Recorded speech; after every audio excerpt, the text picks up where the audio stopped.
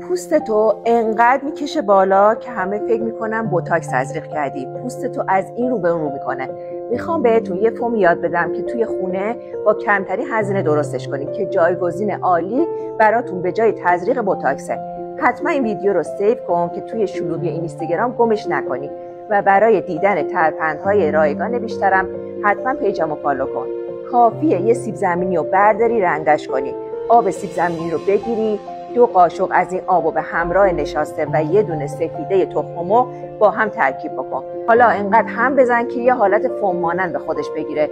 اینو 3 شب، فقط 3 شب بزن روی پوست صورتت، بذار 20 دقیقه بمونه اول. صورتتو بعد 20 دقیقه با آب ولرم میشوری، بعدم با آب سرد میشوری که تمام منافذ باز پوستت بسته بشه.